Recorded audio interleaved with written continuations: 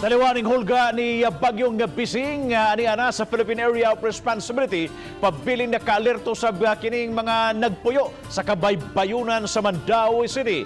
Wahay nooy natala mga panghitabo nunot sa maong bagyo. Ang detalye pinagi sa live report ni Nico Serino. Nico?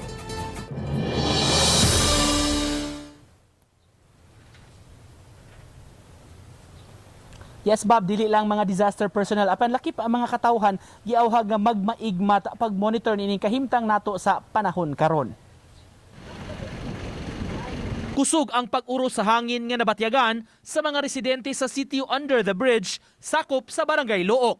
Paghulagway nila, dili kasarangan kining maong hangin. Apan gilauman na nila kini kay may weather disturbance man karon sa nasod. Kaganiha, daghang mga residente ang nanggawa sa ilang panimay aron magsaud og tubig nga hatod sa MCWD kay walay agas ang ilang mga gripo. Ugning panahon nga may hulga sa bagyo, dili kalikayan nga sa usag-usa kanila kini ang ilang maistoryahan. Matod sa mga mulupyo, doble igmat sila karong panahona. Magbantay lang kay inani man gining naadapin sa dagat.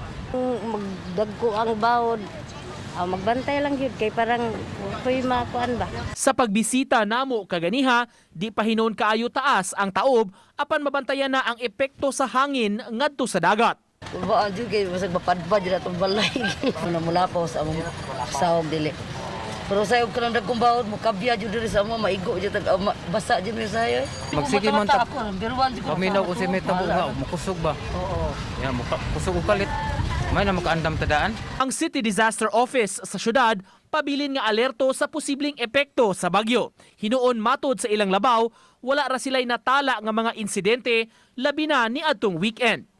Tambag nila sa mga mulupyo, pabilin nga magma-alerto. Kusog hangin pero ang gabantayan ko na to kusog hangin pero dili siya ma-sustain na yung kakusog. Kalit lang murag mulabay lang ba?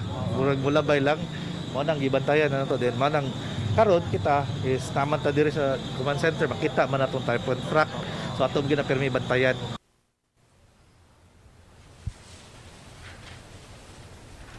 Dinhi sa gawas ba pabili na itong nasinati. Matag karon og unya ang pag-uros sa kusog nga hangin o kinang giawhag sa mga disaster officers nga magmatngon labi na katong nagpuyo sa mga danger zones o kanunay gyud pag-monitor sa kahimtang sa panahon. Bob? Daghang salamat Nico Serino sa imong live report.